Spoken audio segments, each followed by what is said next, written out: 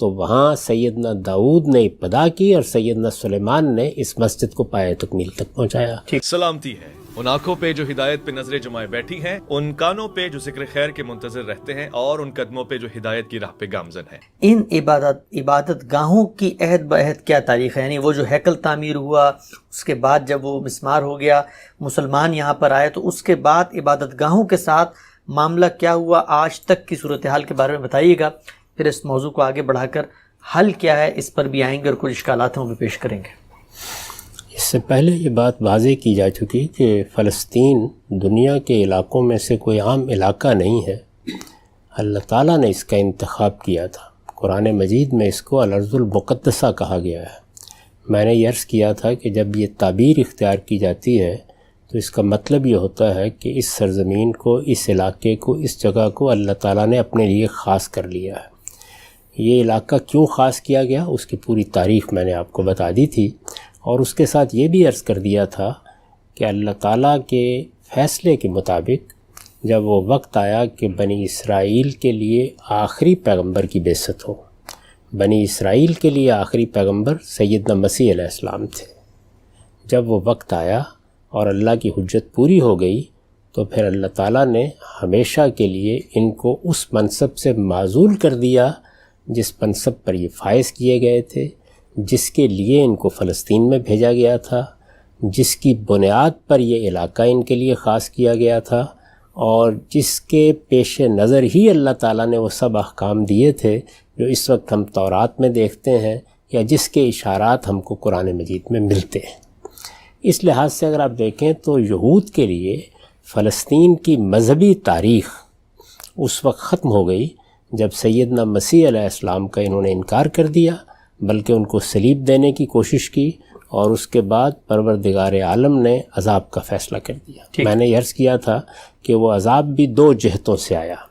یعنی ایک تو جو ہر رسول کی قوم کے لیے ہوتا ہے، اسی طرح سے ان کے اوپر بھی 70 عیسوی میں رومی ٹوٹ پڑے، اور پھر اس کے بعد اگر تاریخ میں اس کی آپ تفصیلات پڑھیں تو رونگٹے کھڑے ہو جاتے ہیں کہ انہوں نے کیا کیا آ کر. یہ وہاں سے نکال دیے گئے، کھدیڑ کر نکال دیے گئے، مسجد ختم کر دی گئی، تورات کی برق برق ہو کر رہ گئی. یعنی یہ سب معاملات جتنے ہیں یہ پہلی بار بھی ہوئے جبکہ بختہ نصر نے حملہ کیا تھا، اور اس دفعہ بھی ہوئے. دوسرے پہلو کو بھی میں نے واضح کر دیا تھا کہ یہ چونکہ اللہ کی منتخب قوم تھے، ان کو ایک ذمہ داری دی گئی تھی، یہ شہادت کے منصب پر فائز تھے، چنانچہ ان کا معاملہ عام رسولوں کی قوموں کا نہیں تھا. ان کے لیے ایک دوسری بات بھی کہہ دی گئی کہ اب قیامت تک مسیح علیہ السلام کے ساتھ نسبت رکھنے والے، مسیح علیہ السلام کی اتباع کا دعویٰ کرنے والے ان پر بالا دست رہیں گے. ٹھیک. تو اس لحاظ سے یہ تو بالکل واضح ہو گیا تھا کہ فلسطین کی زمین پر یہود کا مذہبی استحقاق ختم ہو گیا. مذہبی استحقاق میں آگے چل کے عرض کروں گا کہ استحقاق کی اور بھی بہت سی بنیادیں ہوتی ہیں، لیکن مذہبی استحقاق ختم ہو گیا. ٹھیک. وہاں پر جس طرح کہ آپ نے ارشاد فرمایا کہ ایک مسجد بنائی گئی تھی، یہ مسجد اللہ کے پیغمبروں نے بنائی تھی، بلکہ ہمارے ہاں جو روایات ہیں حدیث کی ان سے تو یہ معلوم ہوتا ہے کہ سیدنا ابراہیم علیہ السلام نے اس جگہ پر مسجد کی بنیاد رکھ دی تھی. اچھا. اس میں بیان ہوا ہے کہ پہلے انہوں نے بیت اللہ کی تعمیر نو کی، اسماعیل کو وہاں آباد کیا، اس کے بعد اپنی اولاد کی دوسری شاخ بنی اسحاق کو یہاں آباد کیا، یہاں کے قریب کے علاقے میں. وہ مصر چلے گئے، وہ بعد کی تاریخ ہے، لیکن سیدنا ابراہیم کے زمانے میں تو وہ یہیں تھے. تو یہاں پر عبادت گاہ کی بنیاد بھی انہوں نے رکھ دی تھی، گویا جگہ کا انتخاب کر لیا گیا تھا. ٹھیک. اور ایک عبادت گاہ بنا دی گئی تھی، یا یوں کہیے کہ اس عبادت گاہ کی نشاندہی کر دی گئی تھی. یعنی میں عبادت گاہ کے بارے میں عرض کر چکا کہ وہ کسی عمارت کا نام نہیں ہوتا. عمارت تو بنتی بھی ہے، عمارت بعض اوقات ڈھا بھی دی جاتی ہے، یعنی جگہ کا انتخاب ہو گیا کہ یہ جگہ اب مسجد ہے. تو جب اللہ کا کوئی پیغمبر اس جگہ کا انتخاب کر لیتا ہے تو پھر وہ قیامت تک کے لیے مسجد ہے. یعنی عام مسجدوں کی نوعیت نہیں ہوتی. عام مسجدوں کی اس کی نوعیت نہیں ہوتی. عام مسجدوں میں تو ہم فیصلہ کرتے ہیں، یعنی ایک جگہ کے بارے میں ہم طے کرتے ہیں کہ یہاں ایک معبد بنا دیا جائے، یہاں ایک مسجد بنا دی جائے، اس میں ہم عبادت کرتے ہیں، نماز پڑھتے ہیں. ہو سکتا ہے کہ کوئی راستے کی مصلحت، کوئی لوگوں کی بہبود کا معاملہ اس کا تقاضا کرے کہ جگہ تبدیل کر دی جائے، وہ بھی کسی ضرورت کے تحت ہونا چاہیے، کیونکہ اپنی ذات میں معبد ایک تقدس رکھتا ہے، لیکن جس عبادت گاہ کی بنیاد اللہ کے کسی پیغمبر نے رکھی ہو، اللہ کے حکم سے رکھی ہو، اس کو قیامت تک کے لیے وہی رہنا ہے۔ تو اس لیے فلسطین کی مذہبی حیثیت تو ختم ہو گئی، یعنی سرزمین فلسطین کی مذہبی حیثیت ختم ہو گئی، سیدنا مسیح علیہ السلام کی بعثت کے بعد ختم ہو گئی، لیکن مسجد مسجد ہے، مسجد یا عبادت گاہ یا معبد، اس کو آپ کوئی نام دیں، ہیکل سلیمانی اس کو اصل میں اس کی عظمت کے لحاظ سے کہا جاتا تھا، ورنہ وہ مسجد ہے، اور یہ بات کہ وہ مسجد ہے یہ اللہ تعالیٰ نے خود واضح کر دیا، سبحان الذی اسریٰ بعبدہ لیلا من المسجد الحرام الی المسجد الاقصی، تو اس لیے یہ تو واضح کر دیا۔ اور میں نے یہ بھی بتا دیا تھا کہ یہاں مسجد اقصی کسی عمارت کو نہیں کہا گیا، بلکہ اس احاطے کو کہا گیا ہے جو کئی ایکڑوں پر مشتمل ہے، جو گویا اللہ کی طرف سے منتخب احاطہ تھا۔ اس کا انتخاب سیدنا ابراہیم علیہ السلام کے ذریعے سے ہوا، بعد میں جب بنی اسرائیل یہاں آئے، یعنی صدیوں کے بعد آئے، تو وہاں سیدنا داؤد نے ابتدا کی اور سیدنا سلیمان نے اس مسجد کو پایہ تکمیل تک پہنچایا۔ تو یہ مسجد تو اللہ کی قائم کردہ مسجد ہے، یہ ہمیشہ مسجد رہے گی، اس کی یہ مسجد کی حیثیت کبھی چیلنج نہیں کی جا سکتی، اور یہی وجہ ہے کہ رسول اللہ صلی اللہ علیہ وسلم نے یہ فرمایا ہے کہ 3 ہی جگہ ہیں پوری دنیا میں جن میں تم شد رحال کر کے، یعنی رخت سفر باندھ کر زیارت کے لیے مذہبی جذبے سے جا سکتے ہیں۔ اچھا، ان میں سے ایک بیت اللہ الحرام، مسجد حرام یا کعبۃ اللہ جس کو آپ کہتے ہیں، دوسرے یہ مسجد، اور تیسرے مسجد نبوی۔ مسجد نبوی محمد الرسول اللہ نے بنائی ہے، اور یہ دونوں مسجدیں اگر ہماری اس روایت کو مان لیا جائے تو سیدنا ابراہیم نے بنائی، لیکن اگر فرض کیجئے کہ اس میں کچھ تردد بھی ہو تو بہرحال اللہ کے 2 پیغمبروں نے، سیدنا داؤد نے اور سیدنا سلیمان نے بنائی۔ تو اس لیے مسجد کی حیثیت ختم نہیں ہو سکتی۔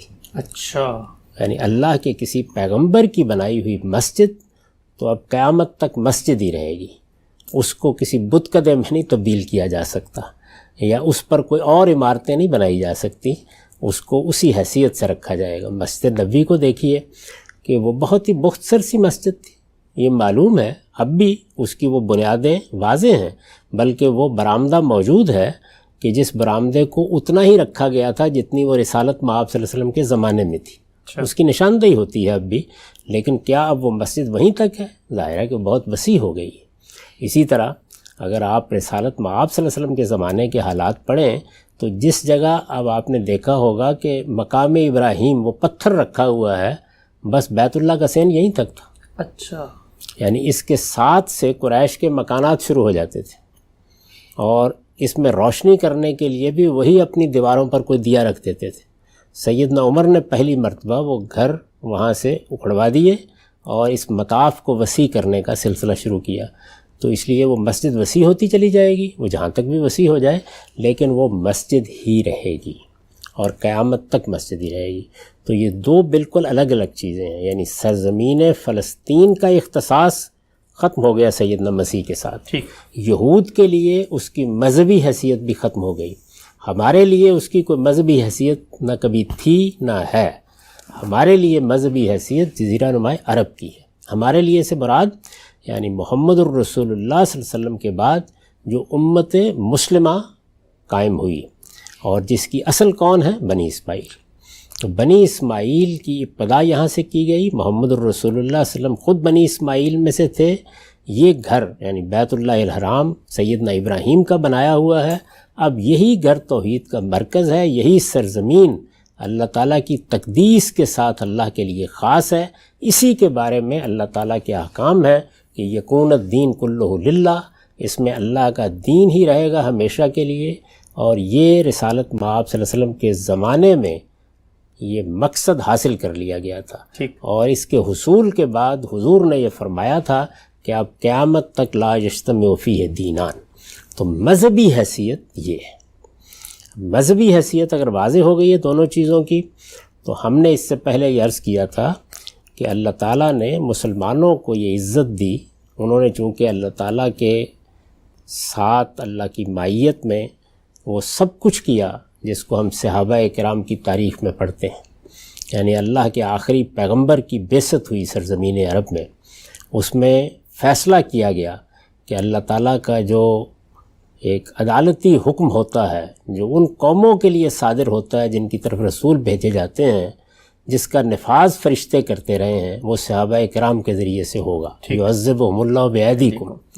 اور جب وہ نفاذ ہوا تو اس کے صلے میں اللہ تعالیٰ نے یہ علاقہ بلکہ اس کے ساتھ بہت سے دوسرے علاقے بھی مسلمانوں کے قبضے میں دے دیے۔ ٹھیک، میں یہ عرض کر چکا ہوں کہ رسالت مآب صلی اللہ علیہ وسلم کا جو اتمام حجت ہے، یعنی وہ اتمام حجت جو آپ نے اپنے براہ راست مخاطبن پر کیا، وہ قرآن سے بھی معلوم ہوتا ہے اور تاریخ سے بھی معلوم ہوتا ہے کہ 3 مراحل میں ہوا۔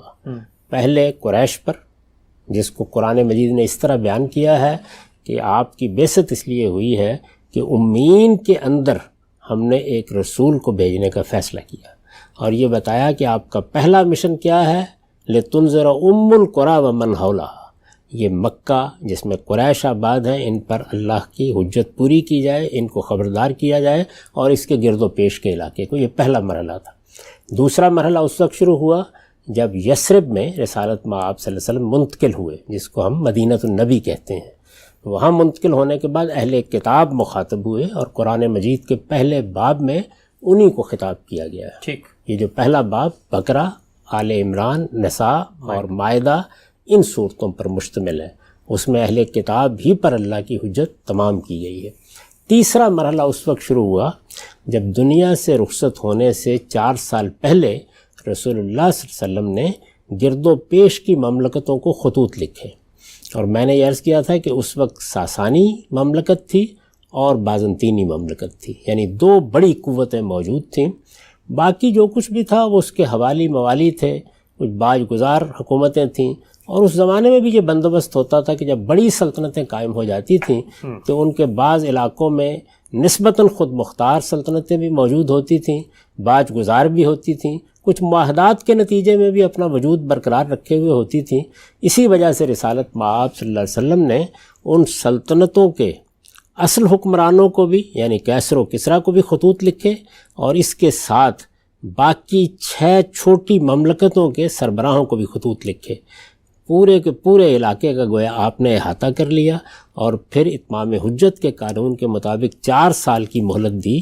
اس 4 سال کے عرصے میں ان کے لیے موقع تھا کہ وہ اللہ کے آخری رسول کو آ کے دیکھ لیں، آ کے مل لیں، کوئی سوال کرنا ہے کر لیں، جو کچھ بھی مراحل گزرنے تھے ان کا پورا موقع بتا دیا گیا۔ ٹھیک، اس موقع کے خاتمے پر رسالت مآب صلی اللہ علیہ وسلم کی طرف سے پھر صحابہ کرام اس کے لیے مامور کر دیے گئے کہ اب ان کو الٹیمیٹم دے دیا جائے کہ ایمان لاؤ گے، جزیہ دو گے، ورنہ لڑنے کے لیے تیار ہو جاؤ۔ ٹھیک، اور یہ قرآن مجید کے اسی حکم کا اطلاق تھا جو جزیرہ نمائے عرب کے اہل کتاب کے لیے دیا گیا تھا کہ حتیٰ یوت الجزیۃ عن ید وہم صاغرون۔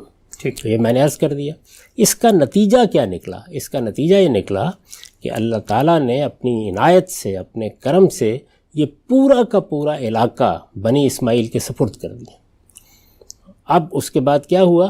وہ امانت سے مراد شہادت کا منصب جو یہود کو دیا گیا تھا، جس کا مرکز فلسطین کی سرزمین تھی، توحید کے مرکز کی حیثیت سے عالمی دعوت کو برپا کرنے کے لیے جو انتخاب کیا گیا تھا، وہ ساری امانت وہ تو بنی اسماعیل کو منتقل ہو گئی۔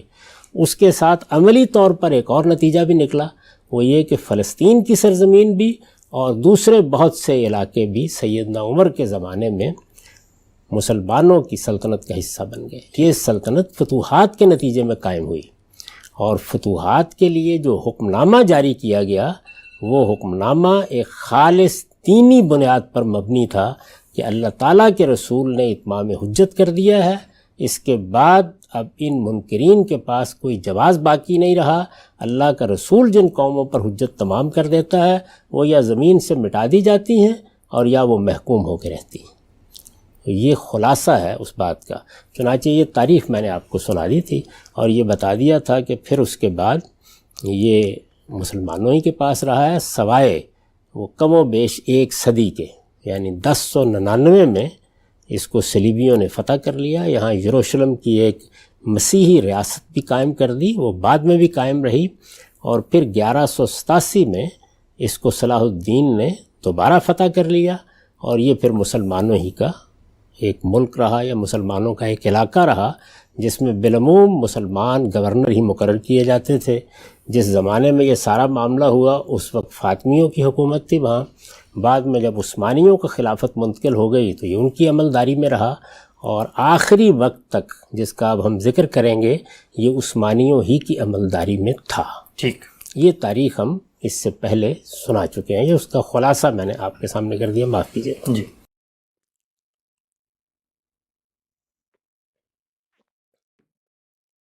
اللہ تعالیٰ کا قانون قرآن مجید میں یہ بیان ہوا ہے کہ تلک الایام نداولها بین الناس، یعنی دنیا میں لوگوں کے لیے اللہ تعالیٰ معاملات کو اسی طریقے سے کبھی ایک کے سپرد اب کبھی دوسرے کے سپرد کرتے رہتے ہیں۔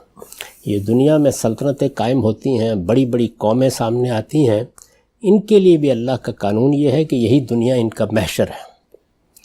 چنانچہ اس کو قرآن نے بیان کیا ہے اور یہ فرمایا ہے کہ وَإِن مِّن قَرْيَةٍ إِلَّا نَحْنُ مُهْلِكُوهَا أَوْ مُعَذِّبُوهَا عَذَابًا شَدِيدًا إِلَّا نَحْنُ مُهْلِكُوهَا قَبْلَ يَوْمِ الْقِيَامَةِ أَوْ مُعَذِّبُوهَا عَذَابًا شَدِيدًا، کہ جو بھی قوم اس دنیا کے اسٹیج پر نمودار ہوئی ہے اس کے لیے ہمارا قانون یہ ہے کہ إِلَّا نَحْنُ مُهْلِكُوهَا، یعنی ہم بہرحال اس کو ایک وقت آتا ہے کہ جب ہلاکت کے مقام پر پہنچا دیتے ہیں، مہلکوہا، اور یہ قیامت تک، قبل یوم القیامہ، قیامت کے دن تک یہ سلسلہ ایسے ہی جاری رہے گا۔ یا کیا ہوتا ہے، او معذبوہا عذابا شدیدا، یا یہ ہے کہ اس پر سخت ترین عذاب آ جاتا ہے جیسے رسولوں کی قوموں پر آتا رہا ہے۔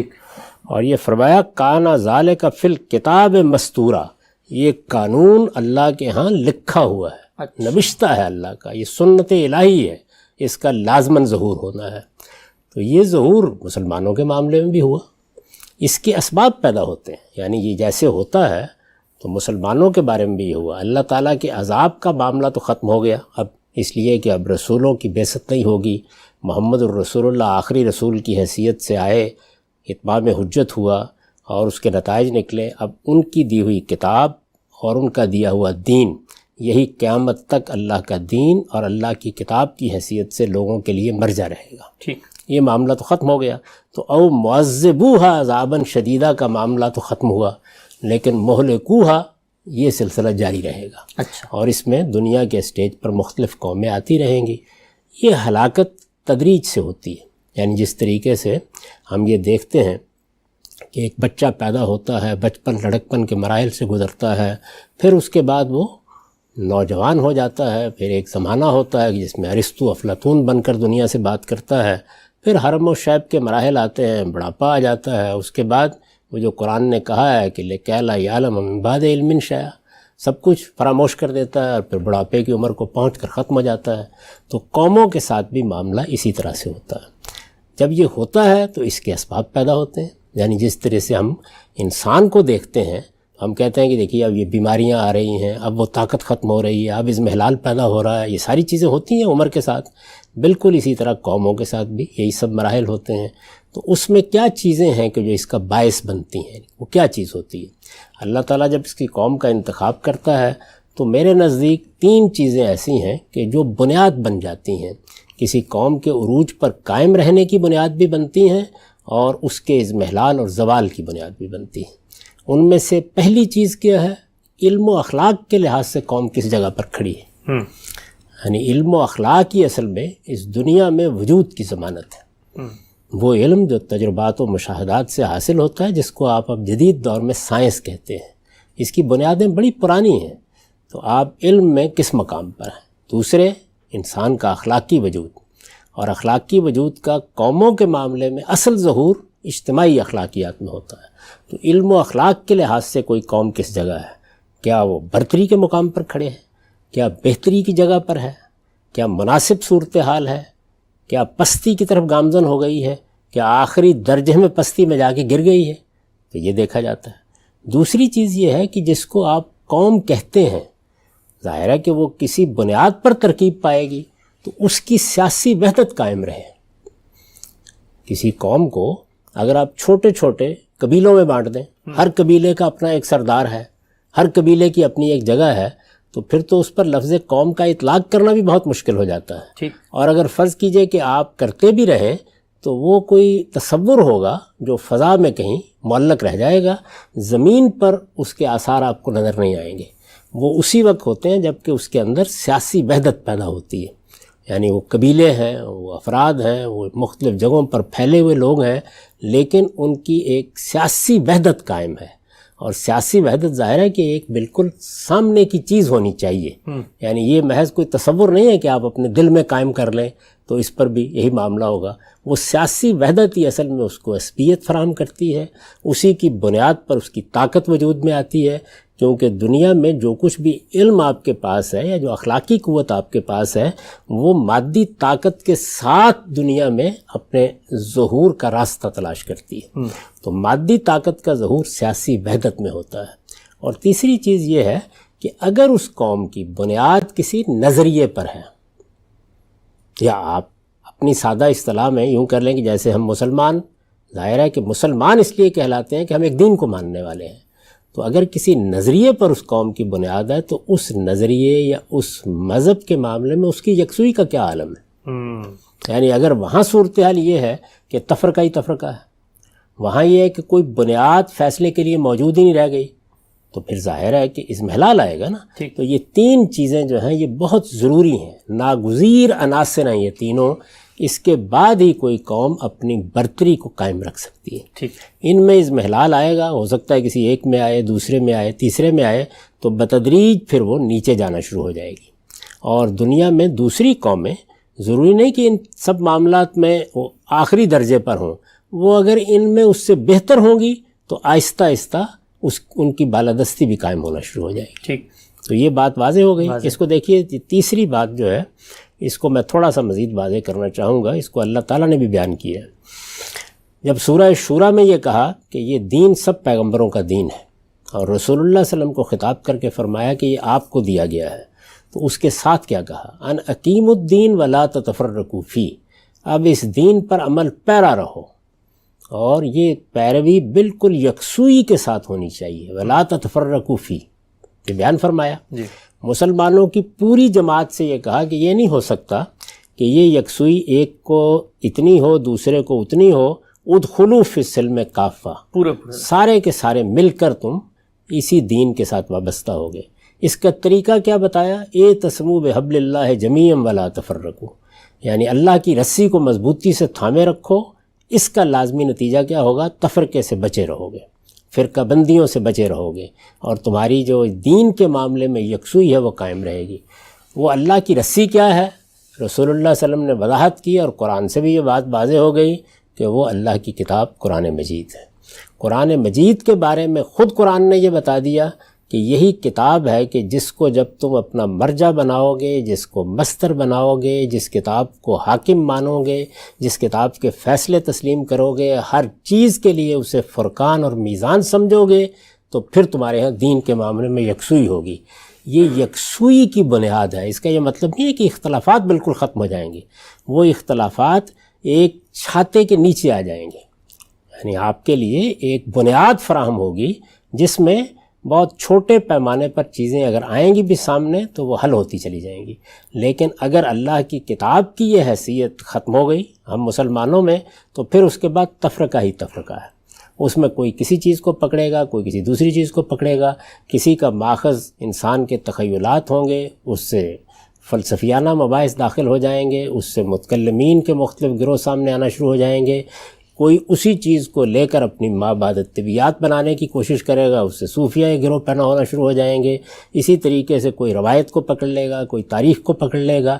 تو اللہ کی کتاب کو حاکم مان کر، فرقان مان کر جب آپ کھڑے ہوں گے، یہ میں نے مثال دی کہ پھر کیا حاصل ہوگا؟ پھر آپ کو اپنے دین کے معاملے میں یکسوئی حاصل ہوگی. اور یہ یکسوئی اصل میں ہر نظریے سے متعلق ہونی چاہیے، ہر نظریے سے متعلق ہونی چاہیے.